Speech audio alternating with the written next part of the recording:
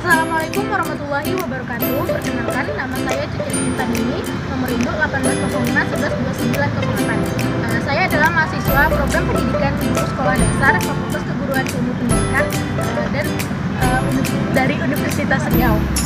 Saya sendiri di sini akan mengadakan analisis yang mana merupakan mata kuliah dari pendidikan lingkungan yang diampu oleh Bapak Mahmud Al-Qusari dan Ibu Sri Wulandari. Yang pada video kali ini akan saya bahas yaitu mengenai analisis lingkungan sekitar kampung. Sebelum itu, mari kita berkenalan dulu dengan apa itu lingkungan. Lingkungan merupakan tempat makhluk hidup dan manusia bernaung, mencari makan, serta menguruskan lingkungannya. Lingkungan dan manusia tidak dapat dipisahkan sebab saling melakukan interaksi. Manusia sebagai pengelola lingkungan memberikan dampak terhadap lingkungan, begitu pula dengan lingkungan memberikan dampak terhadap manusia. Inilah yang disebut dengan interaksi antara manusia dan lingkungan.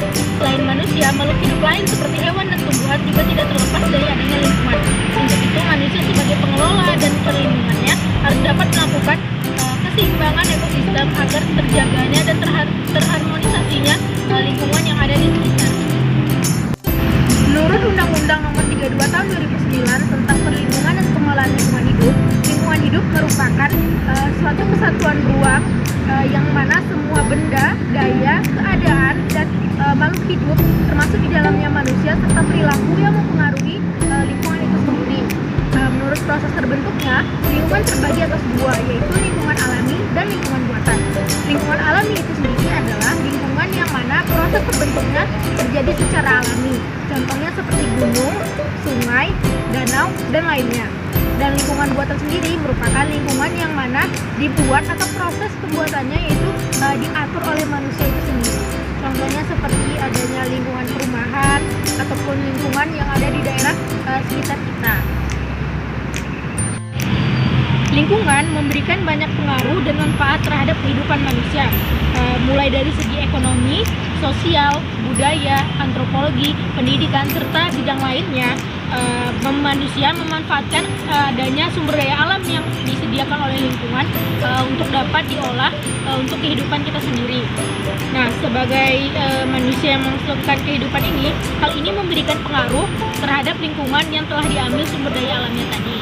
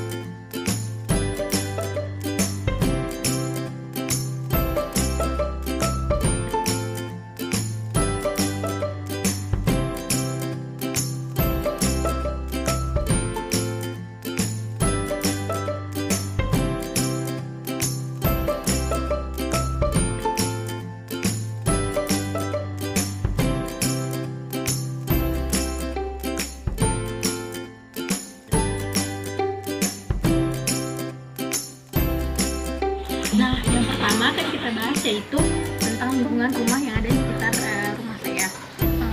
Rumah saya terletak di daerah Siaulu, Kampar, yang mana Kampar merupakan salah satu kabupaten yang ada di daerah Riau. Wilayah Kabupaten Kampar memiliki luas sekitar 11,154 hektar atau 11,62% dari total wilayah Riau itu sendiri menurut dari data BPS Kabupaten Kampar. Di antara banyaknya kecamatan yang ada di Kampar, salah satunya yaitu Kecamatan Siaulu ini. Kecamatan Siaulu memiliki luas sekitar 3.000 hektar dan memiliki 12 desa. Salah satunya Desa Tanah Merah yang tempat di mana saya tinggal ini. Jarak tempuh yang dibutuhkan untuk menuju pusat kota dan pusat kabupaten di daerah desa ini, yaitu untuk dari rumah saya menuju ke pusat kota Pekanbaru membutuhkan jarak 11 km dan jarak rumah saya menuju Kabupaten Kampar yaitu sekitar 82 km. Nah, baiklah, yang pertama saya akan membahas tentang analisis ekologi yang ada di perumahan saya. Di kawasan rumah ini terdapat banyak sekali tumbuhan seperti tanaman hidangan sendiri ataupun tanaman peliharaan dan tanaman liar yang ada di sekitar sini.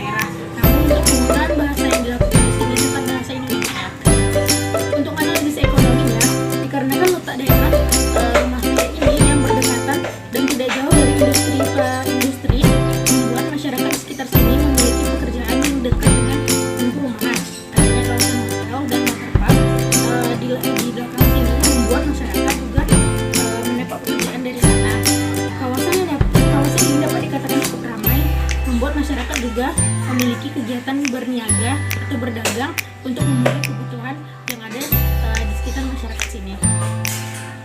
Baiklah, selanjutnya kita akan berpindah ke lokasi analisis selanjutnya.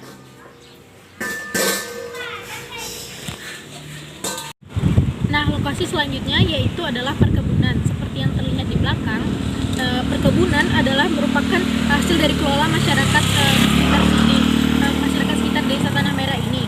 Banyak terdapat perkebunan yang ada di daerah sini dikarenakan lahan yang masih dikatakan cukup banyak. Adapun berbagai jenis tumbuhan yang ada di sini juga memiliki berbagai macam.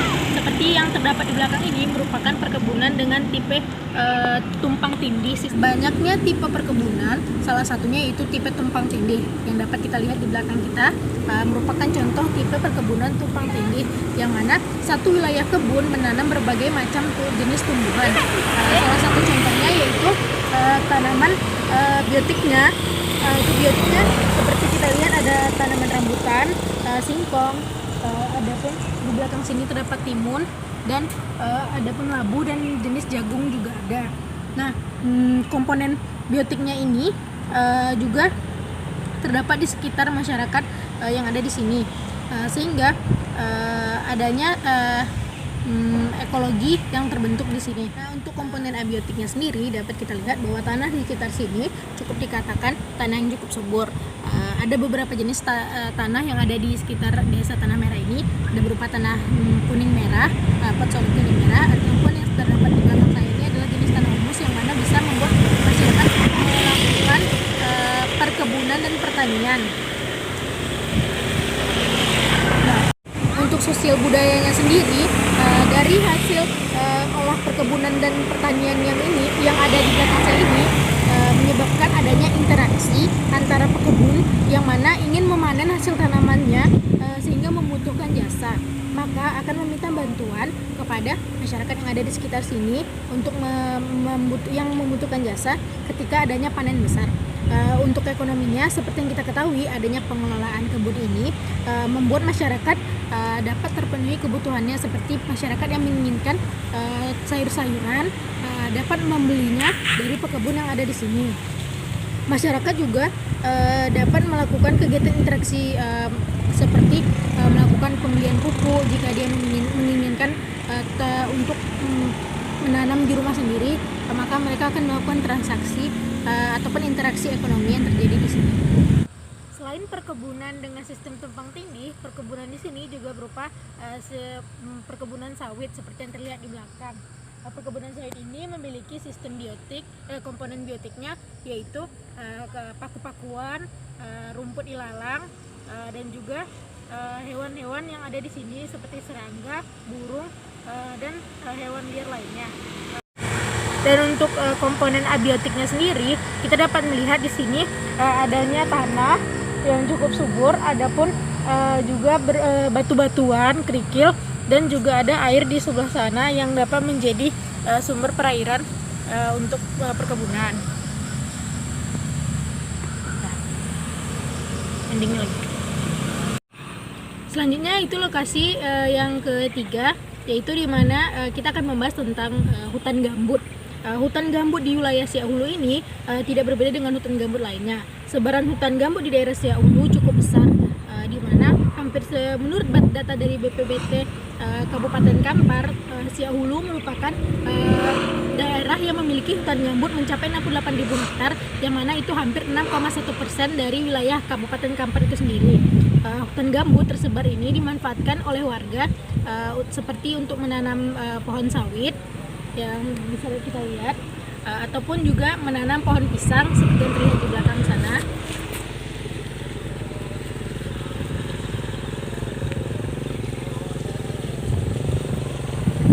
Namun masih banyak juga lahan gambut yang dibiarkan kosong atau tidak terawat. Baiklah, untuk ekologinya sendiri bisa kita lihat dari yang komponen biotiknya, yaitu adalah semak-semak dengan tumbuhan yang tidak signifikan atau seperti adanya paku-pakuan, rumput, dan tanaman liar lainnya. Dan untuk biotiknya sendiri, tanah di sini seperti yang kita ketahui lahan gambut tadi memiliki.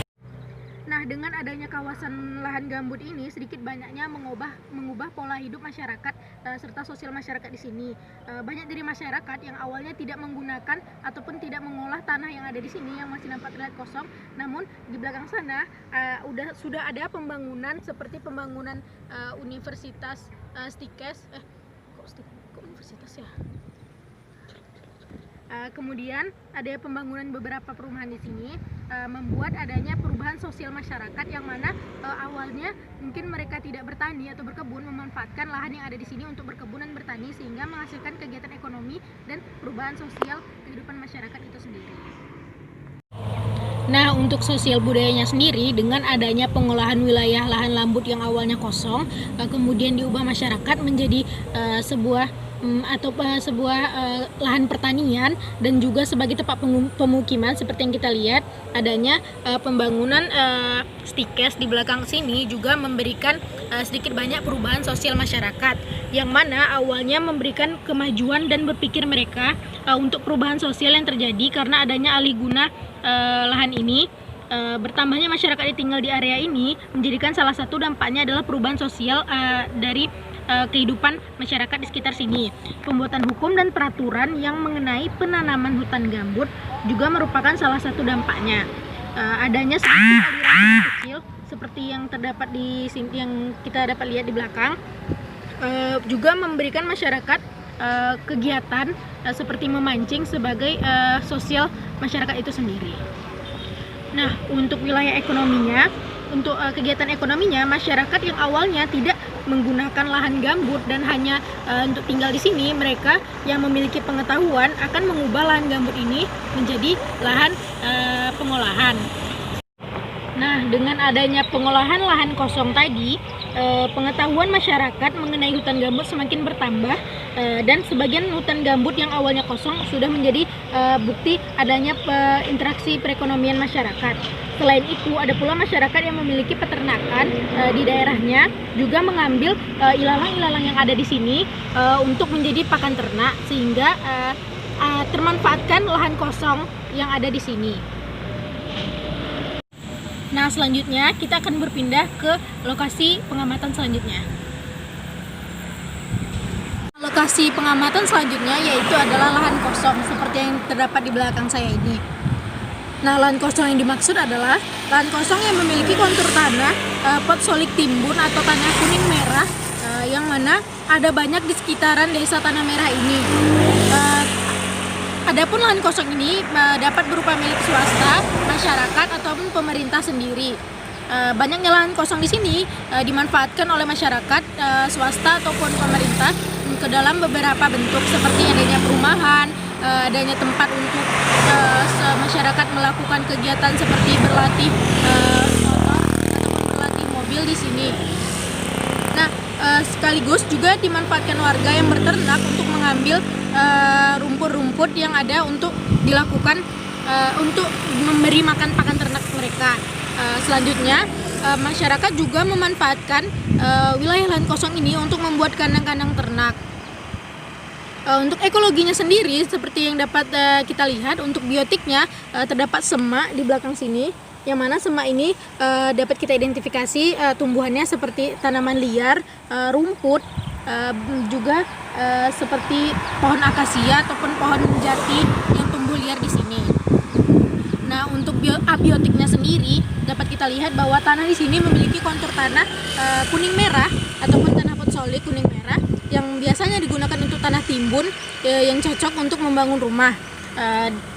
Dan pula ketika adanya hujan di sini juga sedikit licin karena tanah ini merupakan tanah kontur yang agak licin seperti tanah liat. Untuk air di sini sendiri, air di sini karena masih berdekatan dengan kawasan hutan gambut memiliki air yang cukup dikatakan warnanya sedikit merah, yang mana air ini memiliki pH yang tinggi, tidak dapat dikonsumsi masyarakat sehingga masyarakat di sini hanya menggunakannya untuk mencuci kendaraan ataupun melakukan kegiatan memancing di dekat sungai yang ada di sini.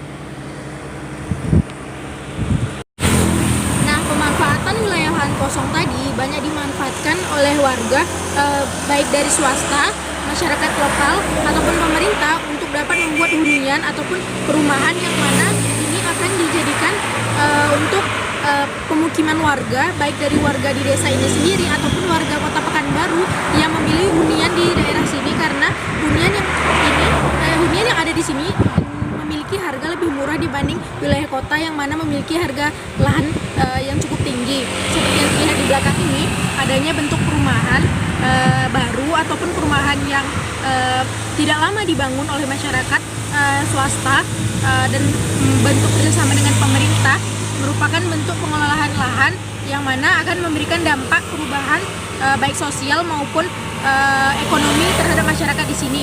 Yang mana masyarakat kota yang awalnya memiliki hunian di kota, yang ingin memiliki hunian di kota namun tidak dapat membelinya, maka mereka akan berpindah ataupun bergeser dari kota ke wilayah pinggir kota ini, yang mana Siahulu ini merupakan wilayah pinggir kota yang dapat dijadikan salah satu pilihan untuk memiliki wilayah hunian orang Pekanbaru ataupun orang kota yang ada di sini, sehingga sosial masyarakat yang awalnya adalah orang perdesaan ataupun orang kampung sini berubah menjadi masyarakat wilayah kota karena adanya perubahan pola hidup yang bertingkat ataupun berubah.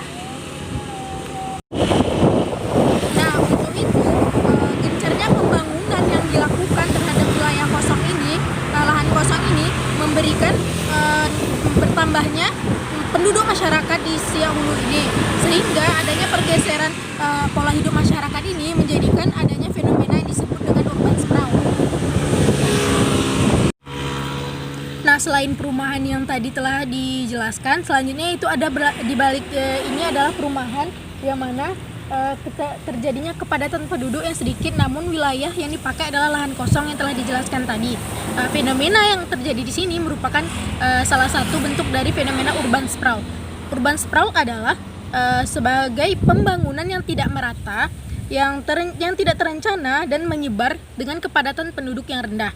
Nah, seperti yang terlihat adanya perumahan, namun kepadatan penduduk tidak dapat dikatakan seimbang. Jadi ada beberapa perumahan yang tidak tercapai tujuannya dan menjadi perumahan yang tidak layak, yang tidak terpakai, seperti yang ada di sebelah sana.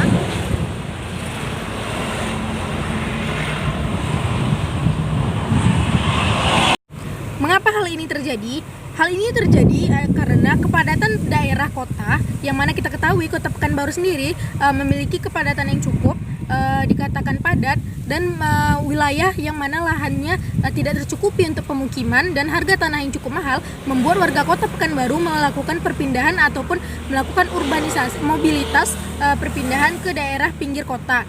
Daerah pinggir kota ini yang terdampak yaitu Kabupaten Kampar, yaitu Kecamatan Siahulu ini.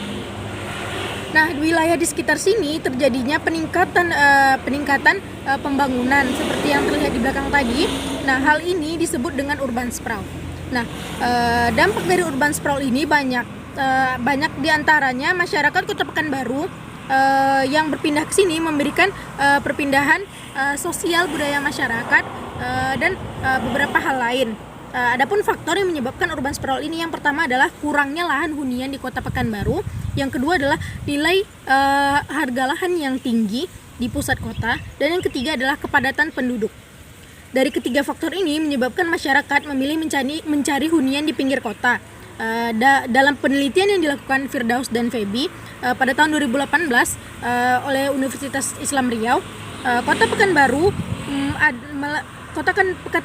Pekanbaru memberikan dampak urban sprawl, bahwasanya di Kecamatan Siahulu ini telah terjadi dampak perluasan dari Kota Pekanbaru.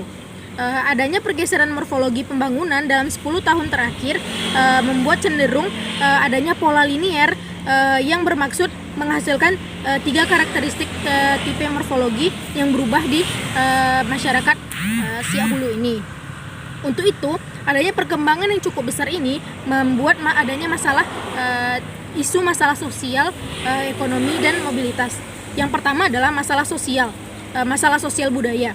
Banyaknya masyarakat kota yang pindah ke daerah ini hanya untuk melakukan hanya untuk melakukan perpindahan hunian tadi, mereka hanya melapor kepada birokrat seperti kepada camat ataupun kepada RT RW-nya. Namun mereka tidak mengenalkan identitasnya kepada warga sekitar yang ada di daerah sini. Hal ini menyebabkan perpindahan masyarakat, kemudian pola perpindahan masyarakat kota ke daerah Pekanbaru ini dan masyarakat desa Tanah Merah yang pada usia muda produktifnya seperti melakukan kegiatan ekonomi ataupun pendidikan di daerah kota Pekanbaru menyebabkan adanya kurangnya usia produktif untuk melestarikan kebudayaan yang ada di desa Tanah Merah ini sendiri, sehingga terdegradasinya nilai-nilai luhur yang ada. Yang kedua adalah masalah ekonomi. Pola hidup masyarakat kota yang dibawa ke desa ini memberikan sedikit banyaknya pengaruh terhadap pola hidup masyarakat sekitar. Masyarakat yang awalnya mencoba untuk menjadi masyarakat kota, banyaknya kebutuhan yang dimiliki tadi mencoba untuk hidup seperti masyarakat kota, sehingga menyebabkan adanya jalan pintas seperti menjual lahan yang mereka punya, seperti lahan perkebunan, sehingga lama-kelamaan profesi petani dan perkebun menghilang. Hal ini menyebabkan isu ekonomi, hilangnya pekerjaan petani. Dan yang ketiga adalah masalah mobilitas. Kemacetan yang terjadi di jalan lintas Siak Hulu ini merupakan dampak dari urban sprawl. Dapat dilihat di video yang akan saya tayangkan selanjutnya. Bertambahnya penduduk seiring dengan bertambahnya jumlah kendaraan yang ada di daerah sini, namun tidak berjalan selaras dengan adanya kebutuhan lahan jalan, sehingga menyebabkan penumpukan kendaraan yang menjadikan jalanan induk di sekitar jalanan ke Siak Hulu ini menjadi macet, terutama yang jalan menuju ke pusat kota. Untuk itu, ada baiknya pemerintah melakukan pengkajian dalam pengelolaan lahan kosong yang dijadikan perumahan. Pemberian pembekalan adat juga merupakan hal yang dapat dijadikan solusi agar tidak hilangnya budaya di suatu daerah yang ada di desa sini. Dengan berakhirnya pengamatan saya terhadap lingkungan ini, maka berakhir pula video ini. Semoga teman-teman dapat mengambil hal baik yang dapat saya sampaikan dari video ini, dan semoga video ini dapat bermanfaat. Akhir kata yang dapat saya sampaikan, kita sebagai manusia yang mampu mengelola dan memanfaatkan sumber daya alam untuk kedepannya agar lebih memperhatikan dan menghargai lingkungan kita, sebab lingkungan memberikan kita apa yang kita butuhkan. Untuk itu ada baiknya jika kita memberikan apa yang sesuai dengan kebutuhan lingkungan itu, sehingga terciptanya lingkungan yang tetap harmonis, seimbang dan terjaga. Demikian yang dapat saya sampaikan. Mohon maaf apabila ada kata-kata yang salah. Assalamualaikum warahmatullahi wabarakatuh.